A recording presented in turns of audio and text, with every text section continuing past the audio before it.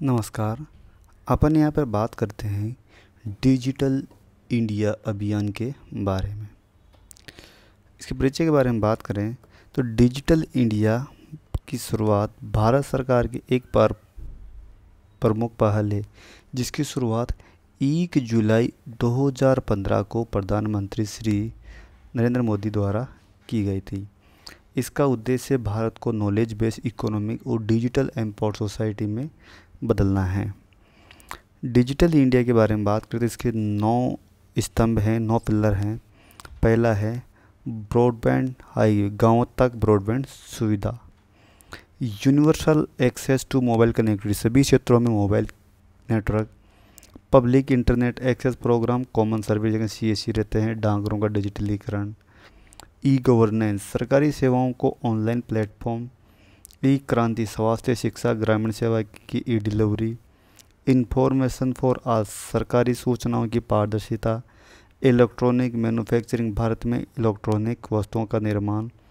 IT for job, IT क्षेत्र में रोजगार अवसर। Early harvest program, digital clock, wifi, email.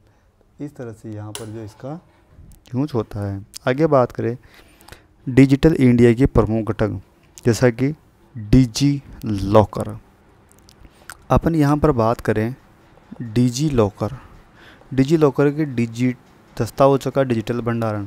आपने जैसा कि कोई भी मार्कशीट हैं या फिर जैसा कोई कि ड्राइवर लाइसेंस हैं, RC हैं, राशन कार्ड, ऐसी जितने भी जानकारी सबको अपन यहाँ पे डॉक्यूमेंट को फिजिकल यहाँ पर इसमें नहीं बल्कि डिजिटल इसमें भंडारण स्टोरेज कर सकते हैं। उमंग ऐप, उमंग जो ऐप है कि सरकारी जो भी सेवाएं हैं उन सबका एक इंटीग्रेटेड ऐप है, जिसके अंदर अपन जैसा कि यहाँ पर जैसा कि अपने रहता है ये उमंग ऐप के अंदर जो अपन EPF जैसा PF वगैरह की रहते हैं इसके लिए यहाँ पर बेटर हैं। एक होता है BHIM API एप्स, जो डिजिटल भुगतान के लिए यहाँ पर यूज करते हैं।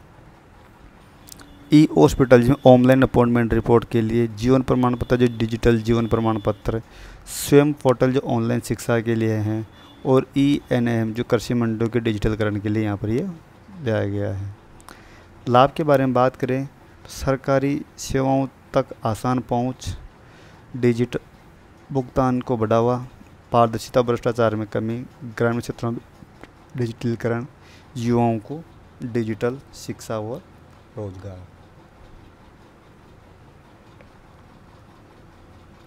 चैलेंजेस के बारे में बात करें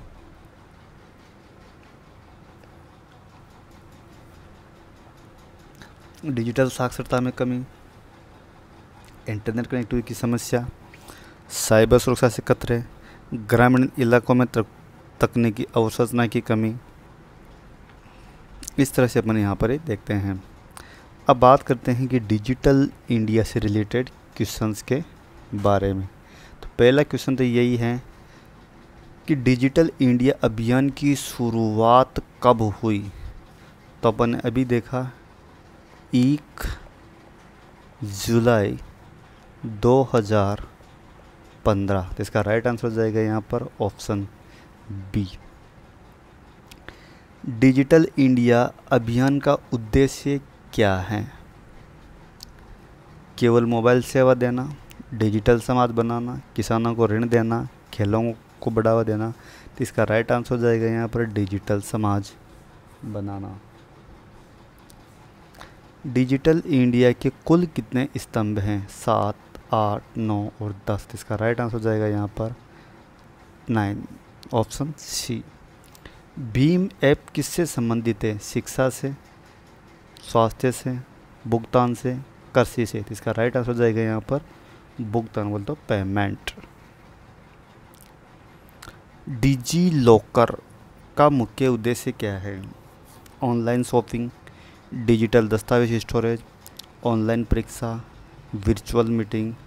तो इसका राइट आंसर हो जाएगा यहाँ पर डिजिटल दस्तावेज स्टोर करना। उमंग किसके लिए बनाया गया? ई लर्निंग, सरकारी सेवाओं का एक प्लेटफॉर्म, डॉक्टर की बुकिंग, कृषि उत्पादन। तो ये जो है यहाँ पर यह एक इंटीग्रेटेड ऐप है जिसके अंदर सभी गवर्नमेंट सेवाएं इसमें उपलब्ध रहेगी। तो इसका राइट आंसर हो जाएगा यहाँ पर सरकारी सेवाएं एक प्लेटफॉर्म। स्वयं पोर्टल किससे संबंधित है? कृषि, स्वास्थ्य, शिक्षा, न्याय। इसका राइट आंसर हो जाएगा यहाँ पर शिक्षा, एजुकेशन। डिजिटल इंडिया के तहत कौन सी योजना किसानों के लिए है? ENM, ई हॉस्पिटल, जीवन प्रमाण पत्र, उमंग। तो इसका बोला है यहाँ पर किसानों के लिए जो कृषि से संबंधित हैं वो है यहाँ पर ENAM। जीवन प्रमाण का मुख्य उद्देश्य है डिजिटल राशन, डिजिटल स्वास्थ्य, जीवन प्रमाण पत्र ऑनलाइन देना, ऑनलाइन क्लास। ऑप्शन सी आएगा यहाँ पर जीवन प्रमाण पत्र ऑनलाइन देना। अगला ऑप्शन है डिजिटल इंडिया का मुख्य उद्देश्य क्या है? केस बढ़ाना, दस्तावेजों की छपाई, सेवाओं में डिजिटलीकरण, मोबाइल वितरण। इसमें क्या है? Digital India. तो डिजिटल इंडिया का मतलब हो गया कि जो भी सर्विसेज हैं उन सभी को ऑनलाइन करना, मतलब डिजिटलाइज करना। इसका राइट आंसर हो जाएगा यहाँ पर सेवाओं का डिजिटलीकरण। बीम ऐप किस तकनीक पर आधारित हैं? NFC, USSD, UPI, RTGS। इसका राइट आंसर हो जाएगा यहाँ पर UPI।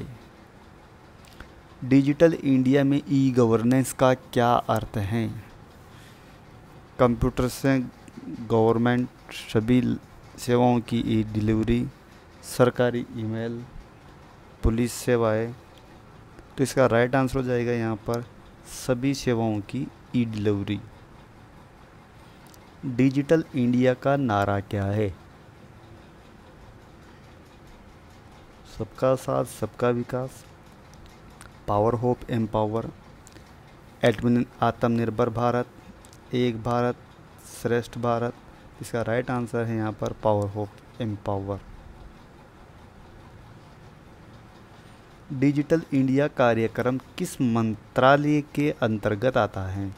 शिक्षा मंत्रालय, संचार एवं IT मंत्रालय, वित्त मंत्रालय, ग्रामीण विकास मंत्रालय। तो इसका राइट आंसर हो जाएगा यहाँ पर कम्युनिकेशन एंड IT मिनिस्टर, बोले तो संचार एवं IT मंत्रालय।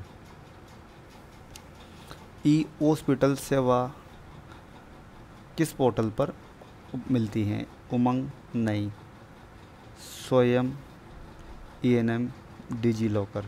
इसने कहा है ई हॉस्पिटल। ई हॉस्पिटल की जो सुविधा है वो यहाँ पर किस में मिलती है? उमंग पर। भारत नेट परियोजना किससे संबंधित है? स्वास्थ्य, ब्रॉडबैंड कनेक्टिविटी, शिक्षा, ई राशन। का नेट किससे होगा? ब्रॉडबैंड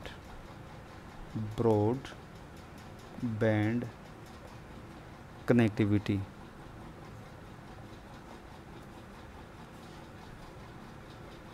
डिजिटल इंडिया में IT फॉर जॉब्स का उद्देश्य क्या है? सरकारी नौकरी देना, शिक्षा देना, IT स्किल सिखाकर रोजगार, ऑनलाइन फॉर्म भरना। इसका राइट आंसर हो जाएगा यहाँ पर IT स्किल सिखाकर।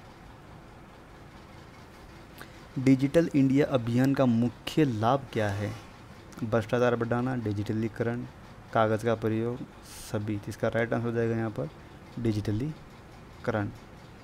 ई क्रांति का क्या अर्थ है? कृषि क्रांति, डिजिटल स्वास्थ्य, सेवाओं की इलेक्ट्रॉनिक डिलीवरी, डिजिटल फसल बीमा। इसका राइट आंसर हो जाएगा यहाँ पर सेवाओं की इलेक्ट्रॉनिक डिलीवरी। डिजिटल इंडिया के तहत कौन सी सुविधा डिजिटलीकरण को बढ़ावा देती हैं? Free laptop, digital payment, offline education, cash withdrawal. इसका राइट आंसर हो जाएगा यहाँ पर डिजिटल पेमेंट। डिजिटल इंडिया में पब्लिक इंटरनेट एक्सेस किसका भाग है? 9 स्तंभ, केवल शिक्षा, कृषि परियोजना। तो इसका राइट आंसर हो जाएगा यहाँ पर 9 स्तंभ। डिजिटल इंडिया का सीधा लाभ किससे मिलता है? सिर्फ कंपनियों को, सिर्फ बड़े शहरों को, आम नागरिक को, सिर्फ छात्रों को? डिजिटल इंडिया का जो आम नागरिक को यहाँ पे सबसे पहले इसका लाभ मिलता है। मेक इन इंडिया किस स्तंभ से जुड़ा है? E Kranti, IT for jobs, electronic manufacturing and UMANG. तो इसका राइट आंसर हो जाएगा इलेक्ट्रॉनिक मैन्युफैक्चरिंग। डिजिटलीकरण से सबसे अधिक लाभ किस क्षेत्र को मिला है? फिल्म, खेल, बैंकिंग, पर्यटन। का राइट आंसर हो जाएगा यहाँ पर बैंकिंग।